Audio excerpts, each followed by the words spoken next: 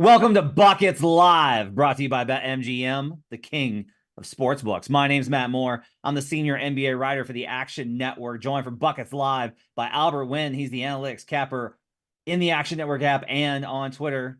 Also joined by Andrew O'Connor Watts. You can find him on Twitter and in the Action Network app at NBA Watts. Did I get that? Yes, I got it that time. Nailed Let's it. go.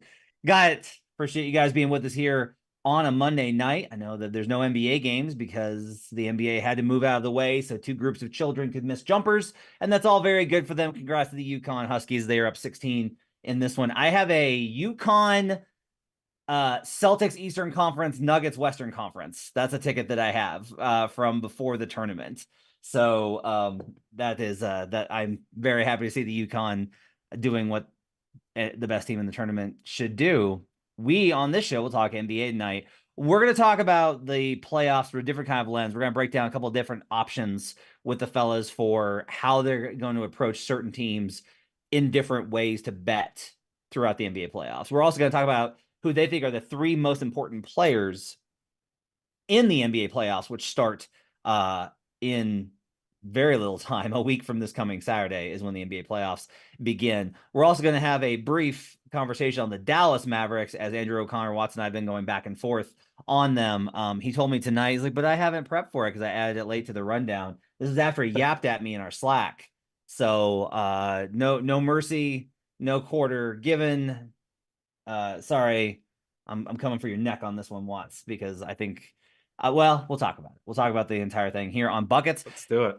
A reminder, the Buckets is presented by North Carolina's newest sportsbook, BetMGM. Use bonus code ACTION when signing up to get $150 in bonus bets when you bet $5. That's for new users in Arizona, Colorado, Illinois, Indiana, Iowa, Kentucky, Louisiana, Maryland, Massachusetts, Michigan, New Jersey, North Carolina, Ohio, Pennsylvania, Tennessee, Virginia, West Virginia, and Wyoming. Terms and conditions apply. Must be 21 or over. Gambling problem? Call 1-800-GAMBLER.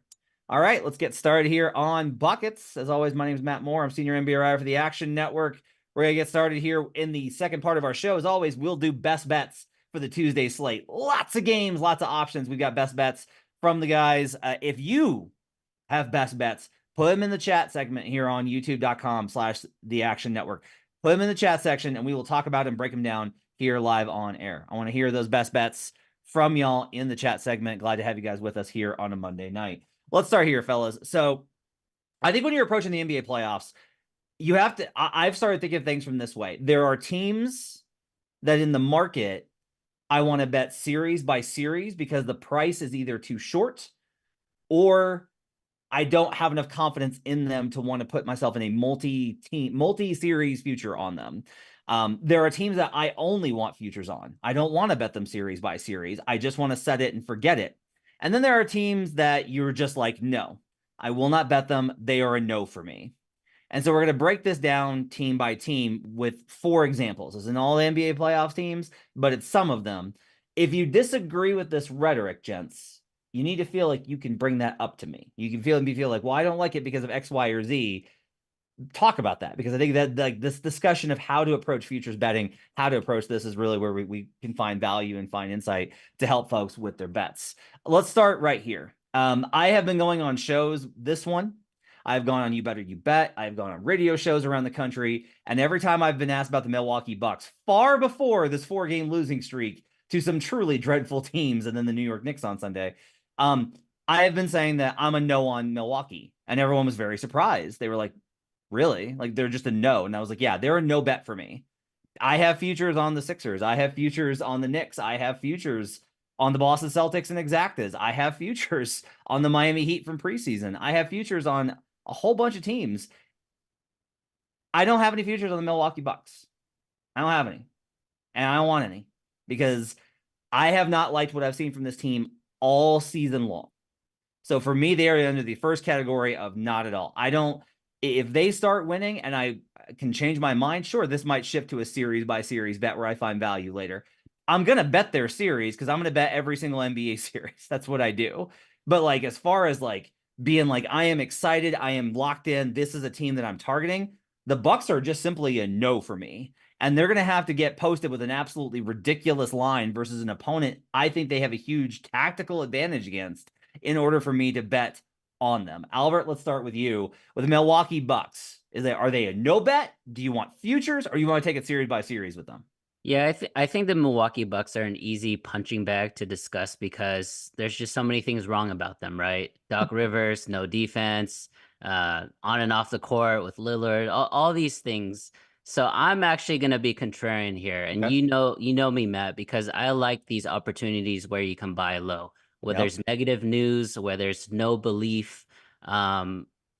It's just one of those teams where it's gonna happen when it happens, and if it doesn't, it doesn't. So for me, I think it's a futures only thing. You bet it one time. If they win it all, great. Or if they make it to the Eastern Conference Finals, great. You cash. And then if they don't, you have your one loss. Someone like me, unlike you, I don't bet every series. I don't bet a lot of NBA futures in general. But I think the Milwaukee Bucks talent ceiling where they can go is worthy of a futures ticket, in my opinion. I think it's an interesting point, right? And I said this last night on the Sunday show with the Future Jays. You should go listen to that on podcast or here on youtube.com/the Action Network. Like, this is one of my favorite things to talk about with betting is that buying low is never comfortable. You don't get to be like, you're never going to get the hottest. The Dallas Mavericks are not going to be in a buy low spot. They're the hottest team in the league right now. So it's not going to be a comfortable one. So if you want to get this value, you have to identify those times where you're like, yeah, everybody's out on them. They look terrible. I want to get in on them. I bought a little bit on Clippers during this March swoon because I was like, I don't think this is real. Like, I don't think that the Clippers are broken. I think that they're just in late March with a team that's got a lot of veterans on it. So, like, that was a buy low opportunity for me. And the Bucks clearly are a buy low spot based off of the fact that I keep looking at playoff standings, and you can check out playoff picture in the Action Network app. I just filed a new one this afternoon. We have a new one that should be in the app already. That breaks down magic numbers and scenarios, and you can kind of look at the analysis of where these teams are going to end up. And it's possible that the Bucks slide to 4. Like, that's not inconceivable. They get all the way down to 4. Then I think you're probably in trouble because they got to face Boston in the second round. But I will say this: like, look, if they get the 2, which is entirely possible, they're not going to see Boston until the conference finals. That's the only time they can see them, if they see them. And so if they do get their stuff together and they are able to put it together, and I did some lineup work on Sunday. I was like, I want to take a look at the most used lineups of the playoff teams. I did all the playoff teams except for Chicago and Atlanta. No offense, guys. But you're the East play-in team. You do not belong with the rest of them. I took the top 4 most used lineups. So I just want to know the ones that they played the most. Not most effective, because you can, like, it's like, oh, but this lineup really works. Yeah, but the coach doesn't play it. I don't care. Or they've been hurt. I don't really care. What's been the most used and lineups? And I focused in on 3-man lineups. And the team that had the most in the top 20 for net rating amongst those high volume teams was the Milwaukee Bucks, which is a little bit crazy. Like, that's a little bit nuts that all the advanced metrics keep shouting like, hey, Milwaukee's probably like a little bit better than the consideration. Here's another one. Via cleaning the glass, and Andrew, I want your thoughts on the Bucks as well. Via cleaning the glass, the Bucks this season versus top 10 point differential teams have the best point differential and are 13-8 straight up. They have won these games. They caught the Celtics in the back-to-back spot earlier this season. That's why I think Tuesday is very interesting. We'll come back to that later. They had the number 1 offense and the number 7 defense when facing top 10 point differential teams. They just wind up losing to a lot of randos. Mm-hmm. So, like, Andrew, in some ways, Albert, I think, is probably onto something here, in that this is the real buy low spot. Their perception cannot be worse on them. We talked about them a little last night on buckets. Of the problem is that the market is very much like, we're not giving you the Bucks a discount. I'm not giving you Giannis Antetokounmpo and Damian Lillard together with a 2 seed with home court, except in the last round, at a good number. They were 300 last night. They're 325 right now to win the East, 850 to win the title. Andrew, are the Bucks a never, series by series, or futures bet in your mind? To me, they're a series by series because I agree that in theory, this is a buy low spot. But to your point, and what I was just going to say is that it doesn't feel like a buy low spot. The market is not letting us buy low. It's maybe a little lower than if they were absolutely destroying teams, but based on what we've seen from them, this is actually market wise almost feels a little buy high just because of how disappointing they've been so far. I think one of the things is they've kind of flipped their identity, and that's kind of the problem for me is they've been a defensive team for so long. I mean, they've had a good offense as well, but their offense was supposed to get a lot better with the switch from Damian Lillard to Drew Holiday, and it just hasn't. They're seventh in adjusted offensive rating, and they're 19th in defensive rating. So, and basically that is that switch for the most part from, I mean, there are other factors as well, but you can kind of point to the Dame for Drew switch. I mean, offensively, Dame is a plus 3.8 in offensive EPM, and Drew last season was plus 3.2.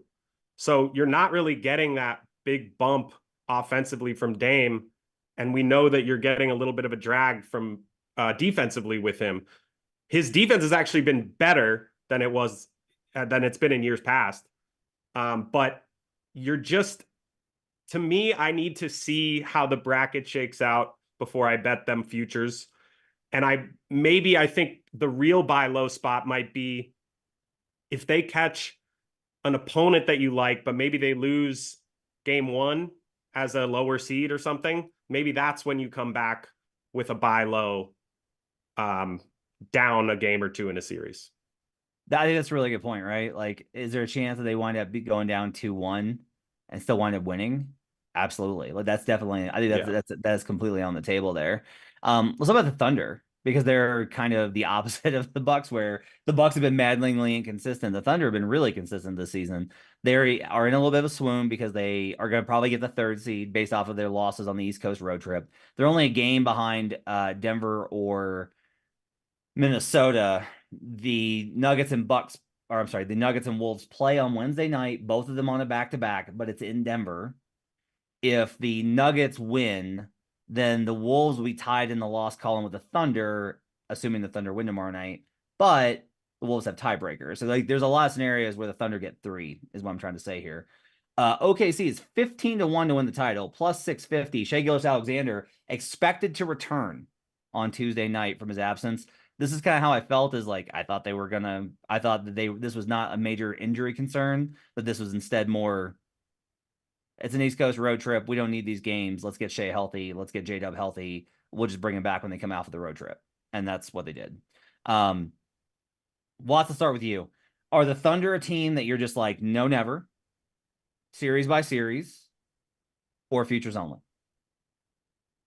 So they're actually kind of a no never for me, surprisingly. All of the metrics and all of the numbers say that they are a team that we should bet on. But it's maybe this is my flaw as a emotional human, but I just don't see it. I think that they're too young. They have the profile, 4th in offense, 7th in defense, and the 2nd best half court offense. But we saw last season against the Wolves in the play-in, they just got totally outmatched and outperformed by an older, more experienced team, a bigger, more physical team.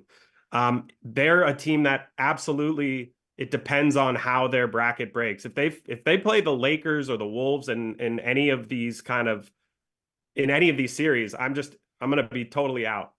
So as good as they've been and as consistent as they've been, they are a no for me. Okay. Albert, what's your take on the Thunder? Yeah, I think this is, first of all, I love the Thunder. So this might be a little biased analysis here, but I love Shai, I love Chet, I love Jason, J-Dub. I've texted Matt a couple times, like, Williams is so good. But so good. With that being said, I think this is a series by series team with a caveat in series, because I think they are young and I think they are going to take advantage of that. So you're going to see like the Lakers or the Warriors or the Suns in that first round, and all that experience is on the other side. And they might win that road game in OKC. But I think the brashness, the confidence, and the youth is going to get them over the top in that series. So I actually want them to go down 0-1 or 1-2 and come back, because every season there's going to be one or two, not one or two, but potentially one surprising young team that comes out, right? Like Memphis a couple years ago, Dallas making the Western Conference Finals 2 years ago. There's these young teams that just don't realize how big the moment is. All the pressure is on the Durants, the Currys, and the LeBrons of the world. But Shea's out here closing games, getting free throws. I like this team. I think they will experience some deer in the headlights moments, but I think for the most part, man, they're gonna be better than any of those 6, 7, 8, 9, 10 teams, in my opinion. They are definitely, I think, for me, they're a future play, but I have to see the right sequence. So it's like a future play series by series where I need to see the right sequence of events occur. A good comparison for them actually is the 2018-19, so the 2019 playoffs, the Denver Nuggets. They finished second in the Western Conference, right behind the Golden State Warriors with that stacked team with KD and Clay and Steph. They eventually went on to lose to the Raptors because everybody got hurt. The Nuggets won 54 games that season. They were one of the better teams in SRS. And the Nuggets got into the playoffs when they had never been there. This is their first time in. And they immediately go down to the San Antonio Spurs. Like not the good Spurs, the DeRozan, LaMarcus Aldridge Spurs. And they have to figure out how to dig their way out of that series. They go down to 0-1. They go down 2-1. And then Michael Malone makes a key adjustment, moving Jamal Murray off of now Celtic Derek White and putting Torrey Craig into the starting lineup for more defense and hiding Jamal Murray defensively. That turns the series around. And they go on and they win in 7 games because they've got home court. And then they lose in the next round in 7 games to the Blazers. You're going to be hearing from me a lot starting next week about the trends on teams that go 7-game series, because Raheem Palmer was the first one to bring it to my attention, and it is an absolute banger. You want to fade those teams in game 1 after coming off of game 7 and in the series. But it's actually, like, I think a really interesting comparison point with the Thunder, that 2019 team, an inexperienced squad that, yes, they were inexperienced and they were young and they were up against a much better coach with a lot of veterans, but they were the better team. So it took them a full 7 games, but they did get it done, which means that there's an opportunity, maybe if that repeats itself a little bit in that first round, to get a live spot on them. But the problem is going to be, like, if they go 7 games, it gets harder and harder to make the finals. And so that's maybe why future plays will have to be very contingent on what we see happen. Tito is our producer tonight, and I thank Tito for all of his hard work. And so to reward him, I'm going to torture him by talking about the Miami Heat, who lost versus Indiana on Sunday. It's funny because that was like a heartbreaking game, but to me, I was like, oh, the Heat are still the Heat, because they still managed to drag what was a runaway Pacers comfortable win. And it was like Indiana kept executing, and it was like, oh, huge play by Indiana, huge play by Indiana. And then the horror villain just kept getting closer and closer in the rear view. It was like no matter what they did to him, Miami kept getting closer. Eventually, the Pacers get the win, but only by 1. So Albert, let's start with you. Heat going to be in the 7-8 play-in. I'm going to say it right now. They're going to be in the 7-8 play-in, most likely with the Philadelphia 76ers. Do you want to get in with this great number with them factoring in the play-in tournament? Do you want to see if they can get out? Or do you just want to leave the Heat alone? So this is my first night meeting our great producer, Tito, and I'm sorry, but this is a no touch for me. No, this is not a team that I want to back. I'm a big Coach Spo fan, and I'm a big playoff Jimmy Butler fan. Everybody knows how high I am on Bam Adebayo and his versatility, but I just feel like the Heat have been overperforming as a team now for a couple seasons. And maybe I'm wrong. Maybe they catch fire again and they're built for the playoffs and they're just going to grind these type of games out, right? Slow, physical. But to me, I'm not touching them. I think they lose the play-in, and I don't think they make it to the playoffs. Okay. So it's a no for you. They're just out on them. There are a number of us at Action Network in our Action Slack that have to miss the playoffs bets for the Miami Heat that they are hoping get home. Watts, are you with Albert and they're just a no bet for you, or do you trust in the zombie Heat to once again rise from the grave? They're a no bet for me because of that bet that you just talked about. The no to miss the playoffs. To miss the playoffs. Yes. I also have a pre-Dame trade championship future on them. So I'm just all confused about the Heat from an actual portfolio perspective. But I kind of agree with Albert there. You know, they've been overperforming for years now, and I'm out on them every year, and then they always prove me wrong. So I just don't know. It's like a no touch for me, not because they definitely won't do it. It's because I clearly have no read on this team. So I'd rather just set it, forget it, maybe avoid them, maybe use them as an avoidance piece in, you know, depending on who they draw in their bracket. Like I might not necessarily fade them, but I definitely don't want to bet them from a futures perspective, given where I'm at right now. If you're in the chat watching right now, give us a like right now. Hit us with that like button. Smash that like button, I believe is what the kids say. Also hit subscribe for us as well. So, all right. I also have, so here's what's really frustrating. I have like a 13-1 Heat to win the title from preseason where I was like, I'm just going to do this and then I don't have to worry about it again. And now we're here and the number is 40-1. And I'm like, do I want to do this again? I think another interesting debate is going to be the most likely outcome for them is 8th, in my opinion, because I like the Sixers to beat them in the play-in tournament in the 7-8. Miami, Indiana now has tiebreaker over Miami and the Sixers. So even if the Pacers lose one, they can lose one of these final games and still win on tiebreaker to get into the 6th spot. Because of that, this is one of the reasons why I don't think you can bet the Miami Heat right now. Like you can't, because if they wind up in the 8th seed, you can't be like, "Ooh, I really want a future." You will get an incredible price on Miami if they wind up in the 8th. Just a phenomenal price to win the whole thing. You have to respect Boston. Now, last year when they faced off in the conference finals, we took the tried and true, hey, the Celtics are going to screw around and fuck up one more game than everybody thinks that they're going to. And so they were like they were minus 2.5 versus the Heat. And I grabbed that number and I played 1.5 on Miami. I did not bet the series to win price because I was like, they can't beat this team after they just beat the Knicks and the Bucks.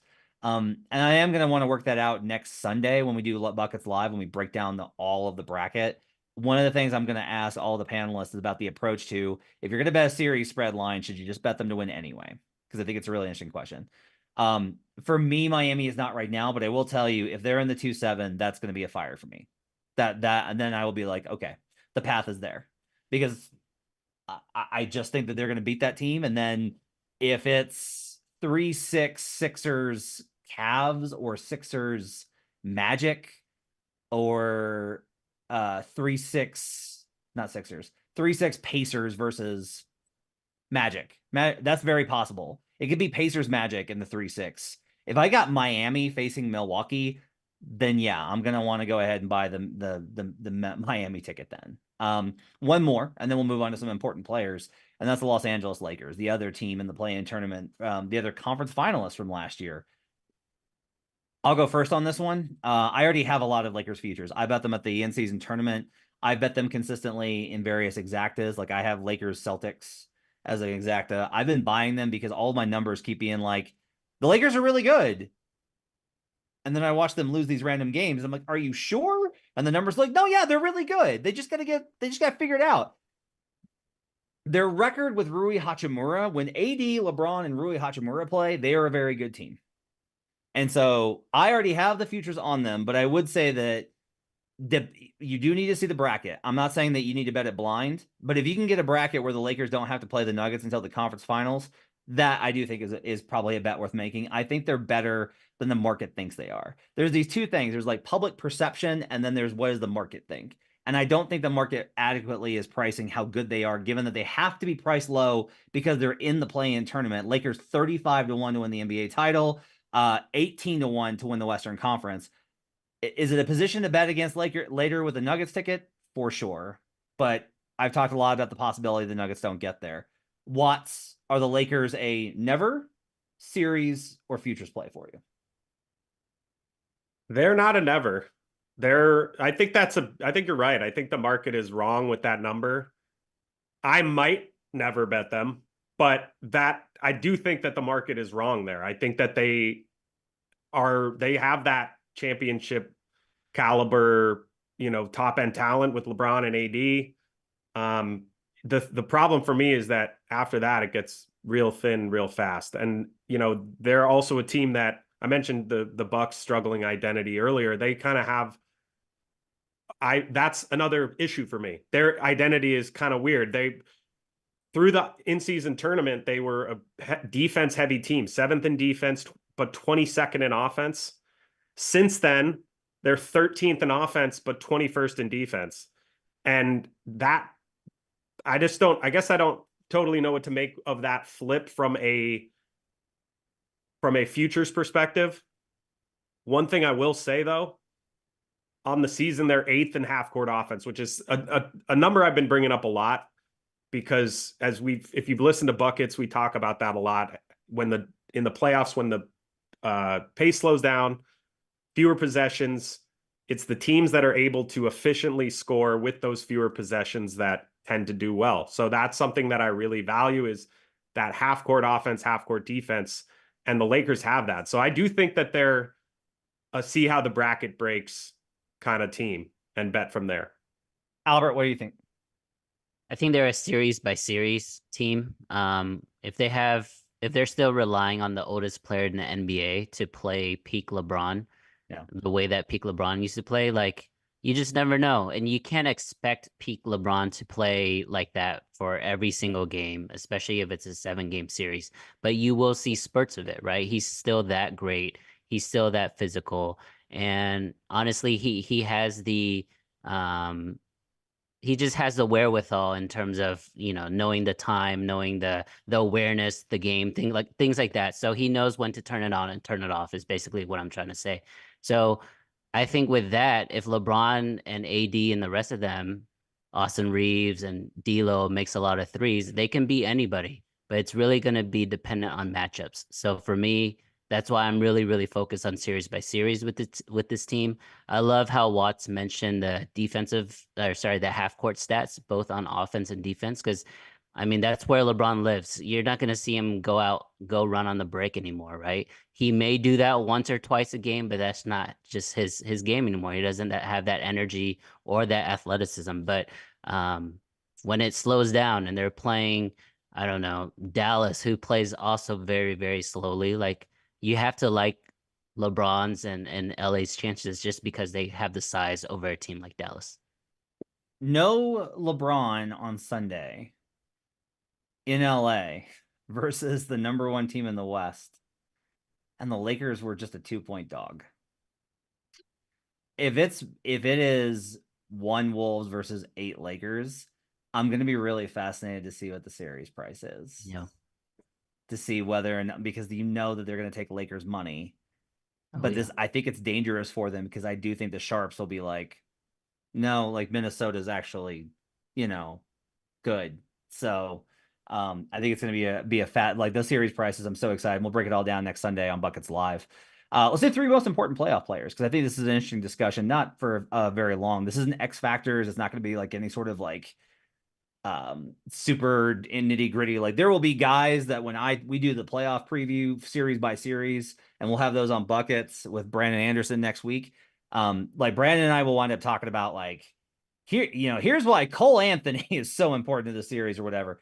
This is very top line. And for me, the big 3 are Nikola Jokic, Joel Embiid, and Kawhi Leonard. So if you got your most important players, I want to hear them in the chat. So the reason the Jokic seems obvious, but I need to express how dominant this is. Even though the Nuggets are 7-11 now versus teams over 500 when one of the starting five is missing, and that's a stat that you should keep in the back of your head. They are 7-11 straight up this season when facing a team over 500 when any of the starters are out. Any of them. MPJ, Aaron Gordon, Jamal Murray, Nikola Jokic, the works, right? They need the 5. But Nikola Jokic is so good in such a tough matchup and such a tough problem solver, and they can lean on him for so many minutes.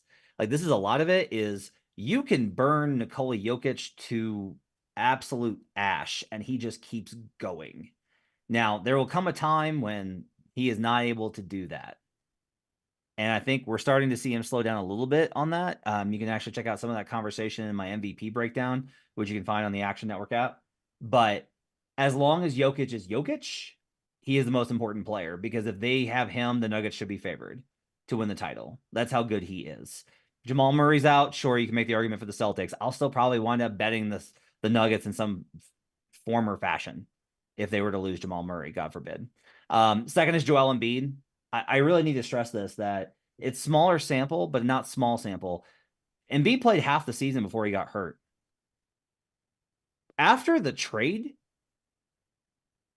the Philadelphia 76ers had a better net rating with their starters than the Boston Celtics do. They were plus 14. That was best in the league. The Philadelphia 76ers were the best team in basketball by advanced metrics before Embiid got hurt. So is he 100%? No. Is it clear that he's still very impactful? Yeah. Everything is like works around the Sixers, and you've seen that in those games back. It's why I was so adamant about giving them out as a futures play. Now, they can lose in the play-in tournament. Who knows where it goes from here? But I do think that Embiid's that important. And the third one's just Kawhi Leonard, because I do think if Minnesota is going to get the 1, the most important player from a betting perspective is if Kawhi Leonard's healthy. I think that Clippers team is actually underrated. We'll talk about them a little bit more with the Dallas Mavericks. Andrew, give me your 3 most important playoff players this season. Yes. So one of them is someone I talked about earlier, Damian Lillard. And for the reasons that I talked about. Yeah. I mean, he needs to be a top 5 offensive player in the league, which he has not been this far. So if he can raise that offense to elite levels, then some of those questions on defense, I mean, the defense needs to be better than it's been, but some of those questions of defense are a little bit less of an issue than they have been. So Dame is probably my number 1 pick, because that is kind of contingent on whether or not I'm buying the Bucks, is based solely on Dame. To Albert's point, LeBron is another one. I mean, kind of a boring, chalky pick, but I mean, he's 39, he's incredible, and he needs to sustain that in order for the Lakers to have that apex kind of run that they need in order to make it all the way. And then I'm stealing one of Albert's, but Jason Tatum. Jason Tatum has not shown really that he kind of, the questions have always been the late game offense, the chucking, the poor shot selection. He needs to be someone that they can go to in that late game. And basically when it gets down to it and they need to close out, put their foot on the neck, so to speak, of their opponent, we need to see that from Jason Tatum, and we just haven't seen it so far, because we know that the Celtics are one of the best teams that we've seen, like, in the regular season. I mean, they're incredible this season. So really the only question mark is that playoff top tier level, that top end talent. Okay. I like those selections. Those are very good. Those are good selections. So you got Dame, LeBron, and Tatum. Okay. Albert, your 3 most important players in the playoffs. Yes, since there's some overlap there, I'll start with Jason Tatum. I don't think the talent is ever a question with Boston. Watts mentioned it. They're mashing people by 1,000,000 points. When they win, they're a great front running team where, if you go into the fourth quarter and up 15, they're going to win by 25. Like that's just the type of team they are. but we all know it's not going to be that rosy and that easy when it comes to the postseason. So we want to see Jason Tatum. I wouldn't say chuck less because I think that's just his game, right? I think he's very confident in his long range shooting and his step backs, even in the late game stages. But I want him to be versatile. I want him to be able to take it to the rim. I want him to be able to get to that mid range jumper. I want him to be able to pass the ball, right? In late game situations. So that's why he's my number one pick on the East side. Like we want to see you become that best player in the East, right? We had these same type of questions with Giannis, right, for a couple of years. Then he went on that amazing run and he had that amazing game, the clinching game against Phoenix, and all questions were off, right? So you have all these questions until you don't. I think Jason Tatum is right at the precipice of that. Second pick here is kind of a play on Matt. So Matt picked Jokic. I think Jamal Murray is the most important because Jokic to me is already the best player in the NBA. I have no questions about Nikola Jokic. He should be winning his fourth straight MVP, but we'll get into that at a different time, I'm sure. But when Jamal Murray is right, especially big game Jamal Murray, which we saw throughout not only last season's playoffs, but before he got hurt in the bubble, like these big moments, these big games, Jamal Murray just shows up. And if he does that again, Denver should repeat just because they are the best team right now. And then the third one, I think, is going to be the perfect transition into the next conversation. But Luka's averaging 30, 10, and 10, amazing numbers. But Kyrie Irving, who's the second fiddle in Dallas, is having a 50, 40, 90 season himself. I mean, it's very impressive what he's doing. And if he continues this type of efficiency, being a 6'1", 6'2" guard, off guard, Dallas is going to be pretty dangerous depending on the matchup in the playoffs. I don't pick Dallas to win it all, but I do see that there's a lot with this team that can make a run deep in the second round or maybe surprise people and get into the conference finals. So Kyrie is my third pick. All right, really good conversation. We're gonna do this one quick though, because we're running late and we gotta get to best bets. The Dallas Mavericks currently at BetMGM, King of Sportsbooks, are 12-1 to win the Western Conference. That is the 1, 2, 3, 4, 5. They are sixth amongst all teams. The Suns actually have shorter odds than them, mostly based off of preseason handle after they got Bradley Beal and had a very loaded roster. It's Nuggets, Clippers, Thunder, Suns, Wolves, and then Mavericks. Interestingly, at BetMGM, Thunder are plus 650, Wolves are plus 900 to win the Western Conference, which that's a curious number. Andrew O'Connor Watts, I'll ask you this right now. The Dallas Mavericks are sixth in the West, so they're actually lower. They're lower rated in terms of order. They're 12-1. Okay. Are they underrated or overrated in the market currently? I think they're a little bit underrated in the market right now. And I don't think they're like vastly underrated. But I do think they're underrated in the market. And to me, it's more, we talked about this, you asked me that last night in the chat, and it's not that they should be at a way better price. It's that I don't believe, like I mentioned earlier, in the Thunder. I don't believe in the Suns staying healthy. I think there are enough questions, and their depth, by the way, with the Suns. I don't believe in the Clippers staying healthy. And I don't believe, and you mentioned the Nuggets stat of them needing all 5 starters to win games. So to me, in a way, the Mavericks have the fewest questions, or at least the second fewest questions of any of these teams, in my opinion. Nuggets are number one, no question. The Wolves, I also like.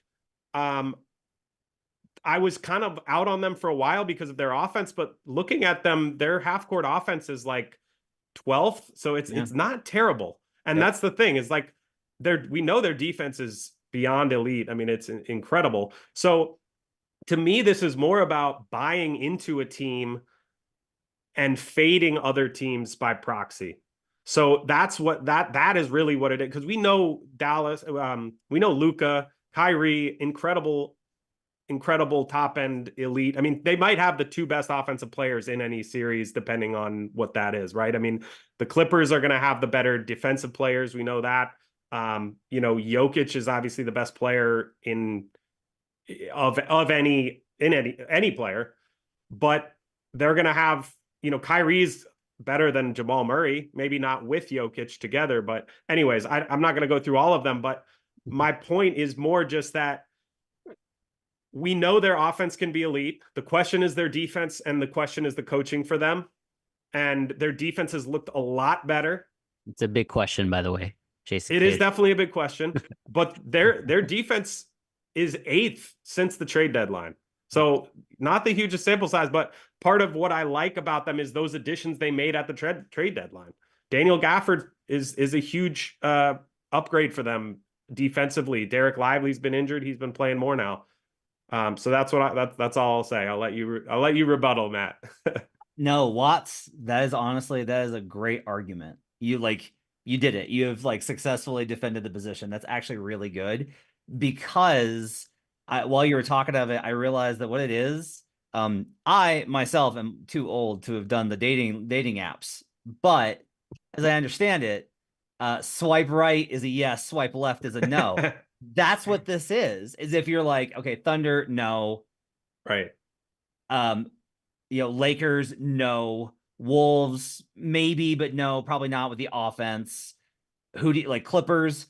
So much history of injuries and them falling apart. No. Who do you and then you get to Mavericks and you're like, okay, You gotta choose someone. Yeah. Yeah. If you buy into them, this is the big question, is whether you buy into the defense or not, because it's difficult for me to buy into it.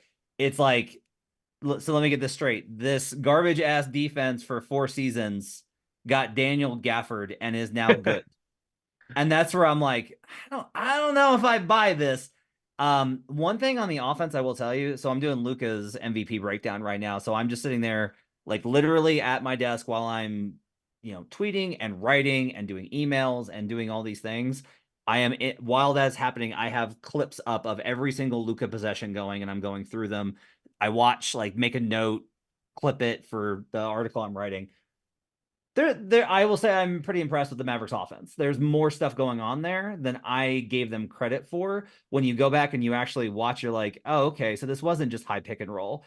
This was a DHO into a stagger screen with a back cut, and then they used this thing to be able to get Luka the right match. There's more machinations. Now, some of that can just be fluff. You can run a very complicated offense that doesn't do shit, but the Mavericks have a better constructed offense than I originally thought they did. So I think that's very positive for them. Albert, do you think the Mavericks are underrated or overrated in the market?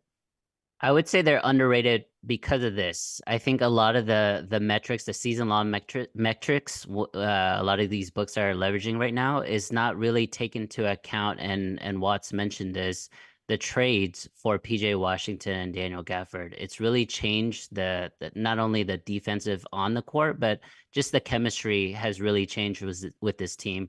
And I would say this, in terms of their offense, yes, it's a lot more creative than people think. I also believe that their offensive floor is just so much higher than everyone, which means their ceiling, if Tim Hardaway is hitting threes, if Dante Exum is hitting threes, they become like the Celtics of the West because they're just shooting barrages of threes. They already have the great individual talent with Luka and Kyrie if they need to go, ISO up top, and they have offensive rebounders with Gafford and Lively. So I think they are a lot more versatile than people think, because right now they think Luka dribbles the ball 80% of the time, which is true. There's just a lot more to it than just him dribbling. And I think you're starting to see other players buy into it, and they're also stepping up. So I think Dallas is a little underpriced in the market, but I still see them as a series to series, because it's really going to be dependent on matchups. Because if you have a great coach go up against Jason Kidd, I'm sorry, I'm a Mavericks fan. I'm sorry, it's just not going to be easy for Dallas to overcome that, inferiority. All right, let's get to some best bets. We're going to start the second half of the show, not half, but the second segment of the show here. We're going to do best bets for the Tuesday slate here in the association.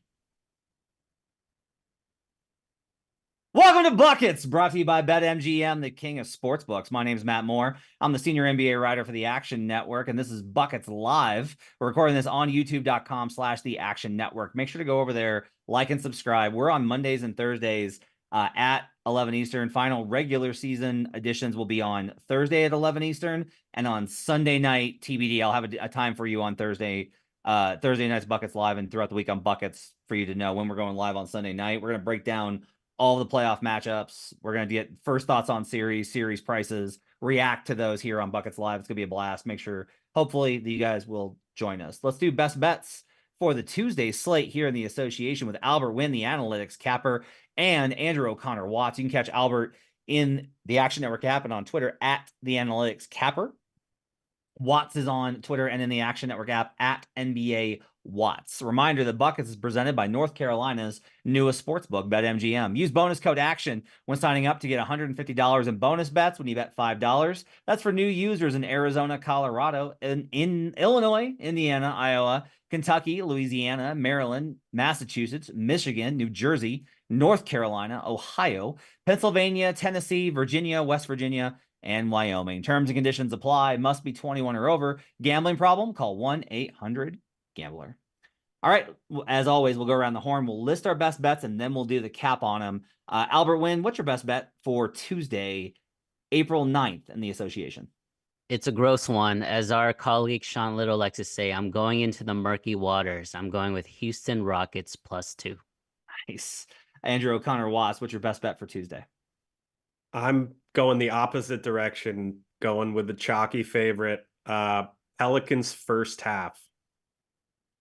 I have a lot of animosity towards this bet, and I'll tell you why in a second. I am going even chalkier, so I'm the chalkiest of the three of us. I'm taking the best team in the league. I'm taking the Boston Celtics -1.5 at Milwaukee with very little to nothing to play for. Let's do mine first, just because mine's pretty simple here. I've got this projected as Bucks +2.5. There's no significant player on the injury report.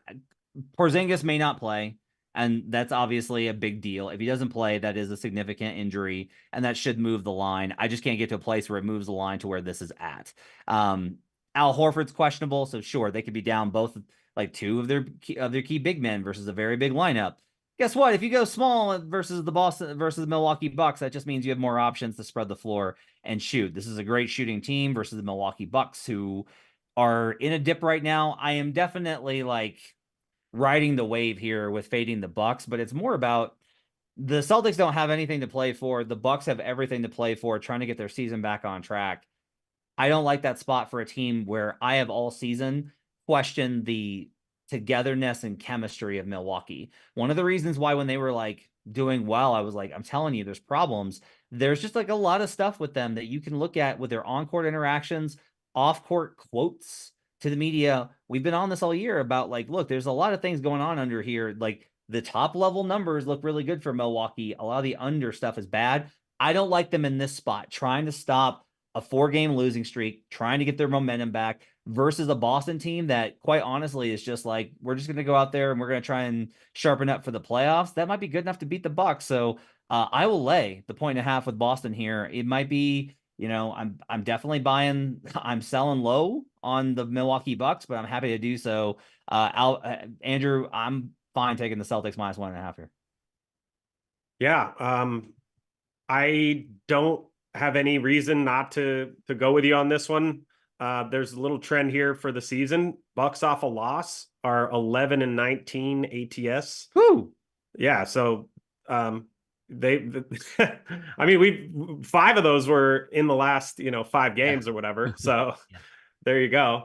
But yeah, this is a team that doesn't really bounce back that well. Obviously they're not just going to, well, maybe they will. I don't think they're just going to lose out for the rest of the season, but against the Celtics, who casually dropped, 135 against the Thunder, missing a lot of guys for sure. Different scenario, but I mean, this Celtics team can just bomb you to death, and I don't see why this wouldn't happen against the Bucks tomorrow night. All right, let's get into Rockets +2 with Albert. So Houston's done. They got eliminated by the Dallas Mavericks and a comeback. That was a brutal loss for Houston for that to be the way that their season ends. Should leave them with some motivation coming in next season, but they are done in terms of motivation to play this season. Don't know who's like, I don't know. I expect them to go ahead and play out the string. They are +2.5 versus the Orlando Magic on the road. Houston's been a good road team. Give me the cap for why you want Houston plus 2.5 of their season over. Yeah, so the game is in Houston, right? Just to confirm. Mm-hmm. This is a weird line for me, right? Houston, their season is pretty much over. They had a really nice run, right? They ended up winning 12 straight to get into the conversation of maybe playing into a play-in situation, but the last 5 games have been terrible. They've lost all 5, and they've only covered one of those. But why are they only 2.5 point underdogs against a superior team like Orlando, who is in the thick of it in terms of playoff seeding in the East? They have all their horses. They're the more rested team. So everything here points to Orlando. It's weird that the line is so short for me in Houston. And, that just perked my ears. I looked at 2 teams that are playing really horribly heading into tonight. Milwaukee, 4-game losing streak, which included 3 games where we're double-digit favorites and they lost outright. And then the Rockets, 5-game losing streak. So I was like, hey, which one is the better buy low? To me, is Houston because it's stranger. It's a weirder situation. To me, it's like it's one of those where let's take the soccer analogy in the Champions League. When you have a team that already is up in group play, you expect that team to just take it easy in that 4th game. So why bet them? You're gonna fade them, bet the other team. This is a similar situation for Houston. This game means nothing for them, but I think those are the spots where I want to take advantage of, especially if I see that they're competitive early in the first half. This is going to be a press spot for me at halftime as well, because I think Houston will get it. If they cover, they're going to get it done and win the money line. Yeah, sorry, I misspoke earlier. I meant that Houston's been great at home. They've been Yeah. a good home team, not on the road. I like the cap. The other thing I would say is, if you want to play a little chess, not checkers, Orlando wins this game and then they beat the Bucks. There's like a very good chance that Orlando winds up in the 2 seed. And if you wind up in the 2 seed, you're getting the Sixers or the Heat. And if you're Orlando, wouldn't you rather have the Pacers? Like, doesn't that feel like a little more your speed for the first time that you're in the NBA playoffs? You might still get the Sixers or Heat, depending on if the Pacers just absolutely shit the bed. But generally speaking, you're probably going to get the Pacers if you're in the 3. If you fall to 4, you're going to get the Knicks or the Cavs. Quite honestly, any of those teams seems a lot more appetizing if you're Orlando trying to whet your playoff appetite rather than taking on either the defending Eastern Conference champion Zombie Heat or Joel Embiid and the Philadelphia 76ers. Just saying, this would be like not a bad spot for them to be like, oh no, we lost. Like this would be a not terrible spot for that. Not that they're going to tank it, just we'll see how they approach this. Franz Wagner is questionable for this one with an ankle. Okay, Watts, I have to tell you this. So the Pelicans first half, they've been the second best first half team in the league behind the Boston Celtics. I have had them on NBA Bet Stream, which we've enjoyed doing this year, 3 times this season. I am 0 for goddamn 3 betting Pelicans first half, and it makes me infuriated that this team is so good in the first half. And then I'm not going to bet them because I want good things for you, but I kind of want to keep betting them out of sheer spite just to keep betting them constantly. Last bet stream, I actually cleaned up because I took Pelicans first half, took one look at the Magic and how the Pelicans do after, or how the Magic do in the second quarter, and live bet Magic in that game in the first half and for the game. But I want to bet the Pelicans first half, but it has been just stabby stab to my face all season with this team. Why are you taking the Pelicans first half tomorrow? Well, we know how good the Pelicans are. Second best road team in the first half, 7-3 in their last 10. So they're not just kind of laying off the gas as we wind down here. I'm also looking at their record versus bad teams. So, and by bad teams, I mean less than 40% win percentage. They're 15-6 ATS in the first half against teams with less than 40% win percentage. That's 37% ROI if you bet that every time. The Portland is also just the worst first half team in the league, and they're also the worst at home. 12-25-1 ATS. And here's the thing. Zion is questionable as far as I believe. That's what, when I looked earlier, he was questionable. I'm going to be fine with this if he sits, honestly, because it's going to be motivation for the rest of the Pelicans. We talked about that star player out theory. And this Blazers team is just incredibly unserious. I didn't look at the injury report for the Blazers, but I can tell you right now that Jeremy Grant was doubtful and that he won't play. He's been doubtful and hasn't played for the last like 16 games. It's ridiculous. I don't know what they're doing.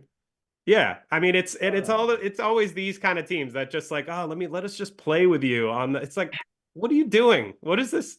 Anyways, sorry. Tangent. One last thing about this though. About the Blazers in particular. So if we just look at them going from road to home this season, they're 4-7-1 ATS in the first half. So that's just however many games before they played. If we look at off a 3+ game road trip, they're 1-4-1 ATS in the first half, which they are in this scenario. The Pelicans need to gain some traction. They're tied with the Suns right now. They have the exact same record as the Suns, and they're 1 game up on the Kings, 1.5 games up on the Lakers. They have no reason to take this game easy. And even if they did, Portland doesn't even really have the personnel or the motivation to do anything about it. So I'll take the Pelicans in the first half. I'm guessing we're going to see about -6.5. I like it to -7.5. But wait till you find out if Zion plays or not. I will like it either way, but I want the line with the players that we know are playing. So just wait. Know who I'm betting on night to night in the association. Exactly. One final note for you guys. The Denver Nuggets take on the Utah Jazz tomorrow night. Michael Malone at practice today said, yeah, no, they're all going to travel with us to Utah, and hopefully they'll be available to play. The injury report is extremely interesting. On the injury report for the Denver Nuggets tomorrow night, Kentavious Caldwell-Pope is probable. Aaron Gordon is questionable. Nikola Jokic is probable. Jamal Murray is probable. Michael Porter Jr. is probable. The Nuggets have a back-to-back with the most important game, I guess, not maybe of the season, but a very important one on Wednesday versus the Minnesota Timberwolves. If they win that game, they are in control of winning the 1 seed. They would have to beat the Spurs and Grizzlies to close. Pretty easy. If they lose that game, Minnesota is going to be up 1 with tiebreaker. It's not over, but it's pretty much over for the 1 seed for the Nuggets. The question is, they can't really afford to lose the Jazz game either. Denver has a very difficult set of questions that they have to answer with this Utah game. If you push for it and you're tired the next night, you may not win, and you've tired your guys, and you risk injury 10 days before the playoffs. If you rest them, you surrender the number 1 seed if you can't beat the Utah Jazz. So who plays, who doesn't? I would just be ready to pounce on that game in particular, depending on who's available and who's not for the Denver Nuggets. All right, it's going to do it for Buckets. My thanks to Tito for producing with us as always. My thanks to David Payne, our producer, for getting this up on the podcast form. Make sure to rate, review, and subscribe. My thanks to everybody hanging out with us. 50 folks hanging out with us in the comment section here over on youtube.com/The Action Network. Appreciate you guys being with us. We'll be back on Thursday night, 11 Eastern, for Buckets Live, previewing the last 2 nights of the NBA regular season. My thanks to Albert Wynn, the analytics capper, and Andrew O'Connor Watts at NBA Watts. Appreciate you guys joining us. We'll see you guys again next time. Till then, let's get buckets.